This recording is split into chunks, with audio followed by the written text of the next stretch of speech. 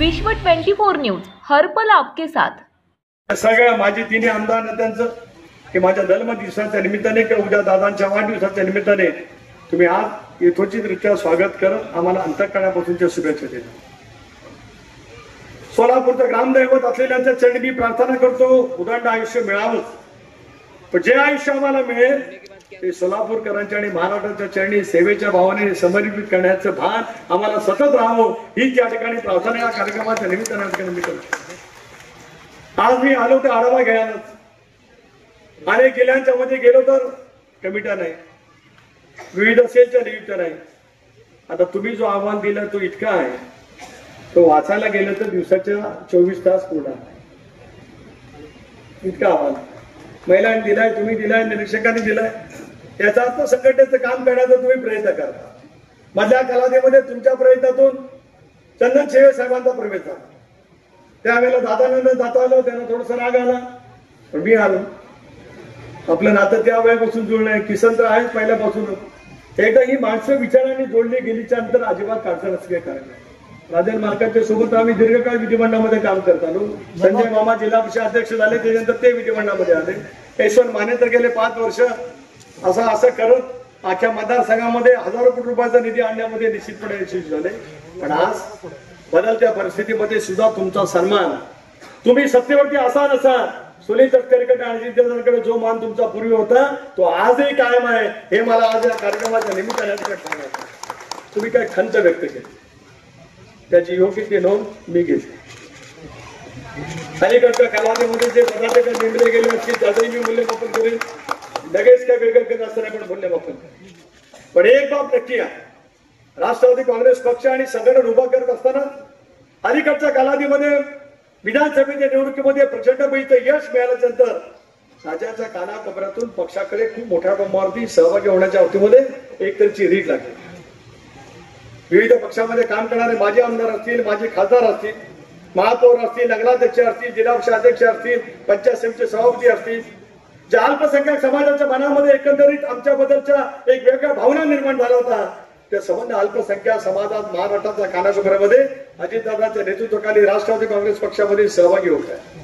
आंबेडकरी चळवळीच्या मनामध्ये सुद्धा आता विश्वास निर्माण झाला आहे, नाही राज्यामध्ये महायुतीचं सरकार आहे, राष्ट्रवादी काँग्रेस पक्ष आपल्या हक्काचं रक्षण करण्यासाठी कुठेही कमी पडणार नाही हा विश्वास वाटल्यामुळे मोठ्या प्रमाणावरचा पक्षप्रवेश आज राज्याच्या कानाकोपऱ्यातून होत असलेला पाहायला मिळतो। अशा वेळेला संघटनेची मध्ये सुद्धा काय शिस्त असते, ज्या ठिकाणचे पक्षप्रवेश असतील तिथला जिल्हाध्यक्ष असेल, कार्याध्यक्ष असेल, तिथे पक्षाचे प्रमुख असतील, त्यांना बोलूनच घेऊन ते पक्षप्रवेश त्या ठिकाणी केले पाहिजे। अडचणीची ज्या काळात जी नव्हते आणि आता सत्तेत आल्याच्या नंतर जे येतात सगळ्यांच्या वतीमध्ये मी बोलत नाही, जे काही त्या सत्तेसाठी येतात ते सत्तेसाठी येतात, जे येतात ते विचारापोटी येतात, आपल्या नेतृत्वाच्या बद्दल कमालाचा विश्वास अजितदादांच्या बद्दल आहे त्याच्या पोटी येतात आणि म्हणून अशा पैसे मार्कून घेऊन पण पक्षाच्या भू संघटनेला विश्वासात घेऊन त्या पुढच्या कालावधीमध्ये नक्कीच त्या पद्धतीचं काम महानिकाल दिलं जाईल। मी तुम्हाला दुसरा विश्वास देतो, राज्यामध्ये ज्या वेळेला महानगरपालिकेच्या जिल्हा परिषदच्या निवडणुका येतील त्या राज्यामध्ये एक समन्वय समिती आहे। बावनकुळे साहेब आहेत, सुनील तटकरे आहेत, रवींद्र चव्हाण आहेत, हसन मुश्रीफ आहेत, शंभूराव देसाई आहेत, उदय सामंत आहेत, आम्ही अनेक वेळेला बसतो। महामंडळ, तालुका समिती, जिल्हा स्तराच्या समित्या, आमचे माजी खासदार आनंद पानसरे त्या कामामध्ये आम्हाला मदत करतात। एका धोरणात्मक निर्णयाच्या पातळीवरती आम्ही आलो, पण स्थानिक स्वराज्य संस्थांच्या निवडणुकीच्या वतीमध्ये सुद्धा आम्ही अनेक वेळा चर्चा केली। माहिती अभ्युदय राहिली पाहिजे।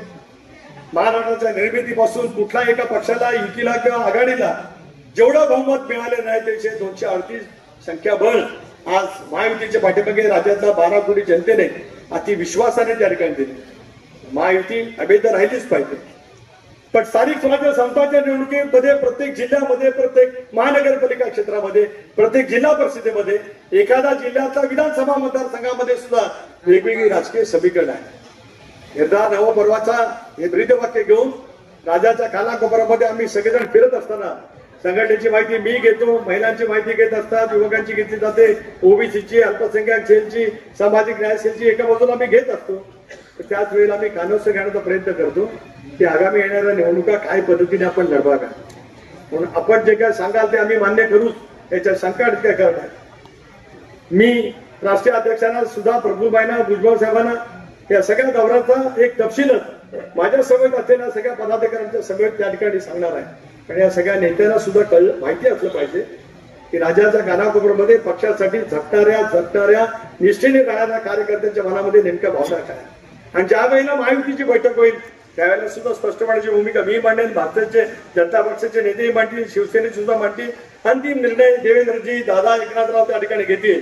पण तुमच्यावरती कसलाही अन्याय होणार नाही याची खबरदारी आम्ही नक्की करू. पक्षाच्या संघटनेच्या माध्यमातूनच मी पुन्हा एकदा या ठिकाणी आश्वासित करतोय अजितदादांच्या वतीने